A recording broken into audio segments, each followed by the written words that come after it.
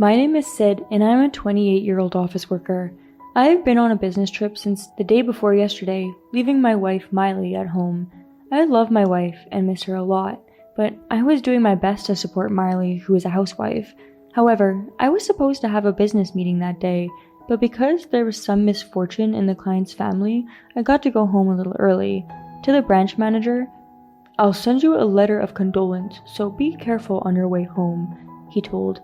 "Okay, thank you very much. I will leave it up to you," I said and left to go home. I thought, I have to give Miley a call, but when I tried to call her, she didn't pick up. Eventually, the battery seemed to run out and the phone turned off. I wondered if she was still sleeping. By the time I got home, it would be past noon. Thinking that she would be awake by then, I decided to head home. When I arrived home, Miley was cooking. "I'm home, Miley." "Oh, so you were cooking?" I called out to her, and she seemed a little surprised. "Oh, welcome home. It's already ready, so let's have lunch together," she said kindly. "Thank you." I wondered about it a little as I said, "Oh, well, you never picked up the phone before I got home, but did you prepare lunch for me too? Or did you have friends over?" I asked, but Miley chuckled. "Somehow, I had a feeling you'd be home. I wonder why." "Oh, wow, Miley, you have good instincts." "It's a labor of love." I left the kitchen after our conversation. I decided to take a little nap to recharge my batteries, partly because I didn't sleep well last night. Then I opened the bedroom door and stiffened. There was a half-naked stranger lying on the bed. I came to my senses and ran back to the kitchen. "Miley, there's a man in the bedroom!" But Miley was not there. Confused, I went back into the bedroom. Miley didn't have any brothers, so was he a cousin or a friend? Then, fearfully, I approached the man in the bed. Excuse me." The man woke up. "Oh, my God! Seriously, why is your husband home?" he muttered. While I was confused, the man hurriedly got dressed and left. It was then that I finally got over my confusion and understood the situation. Miley had brought her lover into the house while I was on a business trip. By the time it clicked, Miley and the guy were gone. I immediately went to a detective agency. I wanted to find out about my wife's affair and whereabouts. When I went to withdraw cash to pay the detective fee, I was shocked again. Just a few days ago, I had over $40,000, but now the account only had $200 left in it. Thinking it might have been Miley, I took out of my premarital savings. After a while, I received a call from a detective. When I went there, I heard that they had found Miley's whereabouts. "I didn't understand that your wife is currently at her parents' home." I was surprised to hear that. I had called my parents-in-law first, but at that time, I was told that my wife wasn't there, and the investigator looked as if he was reluctant to say anything. "Perhaps the other man might be kind of dangerous." "You mean like the Mafia or something like that?" I asked, and the investigator nodded. "I'm not sure yet, but I think it might be better to go through a lawyer." I then asked for a lawyer. With the lawyer present, I called Miley and her lover into my office for a discussion. I said, "If you love that man so much, I'll divorce you, but you don't get a share of the property. And, Toby, I'm going to charge you $40,000 in alimony." My wife was pale, and Toby was staring at me in frustration. In the end, I got what I wanted. At least, I thought, I had gotten rid of Toby. I knew I couldn't do anything in front of the lawyer. That's right, it was my wife and Toby who were at fault. But that night, I was at home watching TV. Suddenly, the intercom rang. I must have been tired. Without thinking, I opened the door to find Toby standing there. He grabbed me by the collar, pulled me out, pushed me down the outside stairs of the apartment. I rolled down the stairs, helplessly. When he came to a stop against the wall, he couldn't move because of the pain all over his body. Maybe it was the pain, maybe it was the impact, but I couldn't breathe well. Toby looked down at me coldly. He suddenly came down the stairs. This is not good. I'm going to be killed for sure. As I was desperately trying to move, Toby walked past me with a grin on his face. "You're out of luck, falling down the stairs." I was truly horrified to hear that. I thought I wasn't afraid of the Mafia, that I would never give in to them. I knew I was ignorant. This guy was serious, and he was going to make me disappear. Fortunately, someone downstairs found me and got me to the hospital right away. They asked me a bunch of questions at the hospital. I told them that I slipped and fell down, because if I had turned him into the police or anything, he'd bring in his friends, and this time, I would definitely be killed. No matter how successful my revenge was, it would be meaningless if I lost my life. I was so tense in the hospital that I kept thinking about it. Then my lawyer came to see me. I informed him that I was withdrawing my claim for compensation from Toby. He came to talk to me about it. Sid, are you sure? I'm glad you survived anyway. So, are you sure you want to withdraw your claim for alimony? I nodded empathetically at the lawyer's words. Yes, that's enough. I don't want anything to do with those guys. No matter how many lives I have, it won't be enough. I just want to live peacefully. The lawyer looked as if he wanted to say something. To me, he said, I understand. Then I'll do it your way. And left it at that. Thus, I withdrew the claim for alimony against Toby. I only made Miley a condition that I would not split the property with her. I also decided not to ask for the money that had been spent. You might say I was weak. I am sure that only those who have experienced this fear can understand it. I had just sworn that I would never give in to the Mafia, and yet those feelings were so easily overturned. Toby was a terror to me, and so was Miley, who was connected to Toby.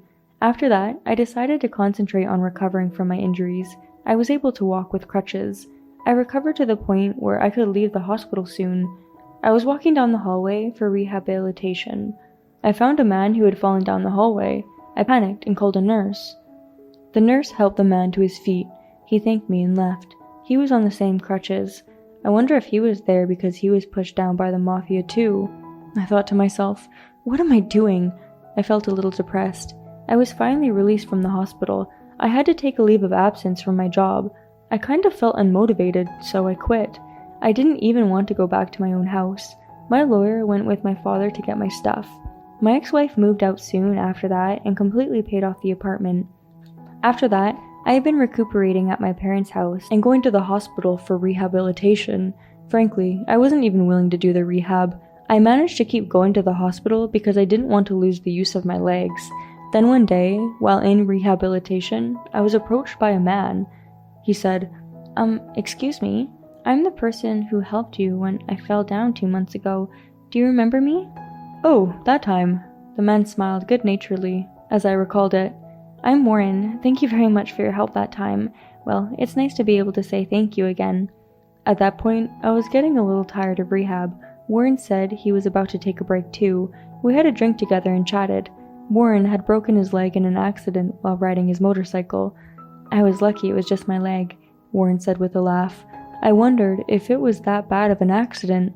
Warren turned to me and asked, What about you? You have the same injuries as me, right? For a moment, Toby's smile at that moment flashed through my mind and a chill ran down my spine. I smiled and replied, well, I'm embarrassed to say that I tripped on the stairs at my apartment. Warren looked a little puzzled. I see. That must have been tough, he said. From that day on, I began talking with Warren during rehabilitation. Warren is 2 years younger than me. He was a sweet guy who liked motorcycles, camping, and anime. That friendship continued after we both finished rehab. We became good friends, drinking and hanging out from time to time. One day, we were having a drink at a bar. Warren suddenly asked me, Hey, I was just wondering, did you really get hurt because you tripped on the stairs? I almost spit out my beer when he asked me that. Huh? What? I asked back. I don't know, it's really just a feeling, but I just felt like you were lying, he said. I was surprised, but thought I was no match for Warren. I couldn't help but laugh. Then, for the first time, I told someone other than my family about what had happened. Warren, you have good instincts. I was pushed down a flight of stairs. I'm divorced, and my ex-wife is having an affair with a mobster. I filed an alimony suit against the guy, and he came to my old apartment, dragged me out the front door, and left me there. In the end, I gave up on getting alimony. Warren, who had been listening to the story in silence, I see. By the Mafia. What guy? He asked. I thought for a moment what I should do, but it had nothing to do with Warren, so I thought it would be better to tell Warren so that he wouldn't be in danger in the future. A guy named Toby, blonde hair, a little scar on his right eyebrow. I don't think he'll have anything to do with Warren, but just in case, just be careful. And then, yeah, thanks, I'll be careful, Warren replied. I made a powerful speech about how scared I was of the Mafia. It was a bit pathetic, but it had to be done. It was a relief that Warren took me seriously. A few days later, I received a phone call from Warren. I picked up the phone, wondering if it was another invitation. Sid, are you free today? I need to talk to you about something, and I'd like you to come over to my place. I was told. Warren's house? Sure, but I answered. Thanks, I'll send you the address, he said, and then hung up. I went to the address sent to me and found a mansion standing there. It was surrounded by high walls and an atmospheric gate. I was overwhelmed. The gate opened and a black luxury car came out. The house and the car looked like it might have been involved with the Mafia. I thought for a moment, no way, it's not one of Toby's guys or something. Just as I was about to leave, Warren came out and called out to me. Said, I'm sorry you had to come. Warren was wearing a suit, unlike his usual attire. Behind him stood a well-built man. I froze, and then the man opened his mouth. Hello, thank you for always helping out my son. I'm Val, Warren's father. I managed to speak. No, it's nice to meet you too. I'm Sid. I lowered my head a bit. Warren, with his usual friendly smile. Come on in, he said. I followed behind them with a sense of caution. They led me into what looked like a parlor. I sat down on the sofa. Warren, sitting across from me at a large table, opened his mouth. I felt bad telling people what you told me, but when I heard the name Toby, I couldn't leave it alone. So, it was that story. I set myself up. The father motioned to one of his men who was standing by. My son told me what happened. Toby's one of ours, actually. We've captured him, so you can do whatever you want with him until you're satisfied. Then, a limp Toby was dragged out. I hurriedly refused. No, I'm not interested in that. Thank you for your trouble, but I must decline. When I said that, the father nodded smilingly. Well, that's what most people say. Then, let me at least give you this. He took out a thick envelope. I took it as he offered it to me, and was baffled by its size and weight. Oh, this is, after all, that? I said, but Warren's father seemed unconcerned. There's $100,000 in there. It's for what he did to you, and for your medical treatment. Anyway, can you give me a break on this? And to be honest, I was afraid to accept such a large sum of money like $100,000, but I was also afraid to refuse, so I greatly accepted the offer. After the conversation was over, Warren took me out of the house. I said, Thank you. See you. And was about to leave, but Warren looked like he wanted to say something. I stopped. What's wrong? I asked. Warren said, I'm sorry I didn't tell you that I was the son of a Mafia boss. I'm not trying to follow in my dad's footsteps. I'm just a normal working guy. But when I heard your story, I just couldn't let it go. He said. I looked at him. No, thank you, I said. I was a little surprised, though, but you made me feel better. Let's have drinks again sometime, I replied. Warren smiled and nodded, as if he was relieved. And then, after clearing things up, I left my parents' house, started working, and got a girlfriend. I don't know why, but I heard a rumor that my ex-wife was staying at her parents' house. I don't know the reason why, though. If she's locking herself up inside the house, I guess she doesn't have time to care about me. I honestly don't have time to think about my ex-wife either. When I told Warren about it, he said, That's a good thing. They say forgetfulness is the greatest revenge. He laughed happily. Warren is right. You can forget about the things you don't like. I'm going to forget about it and enjoy my new life.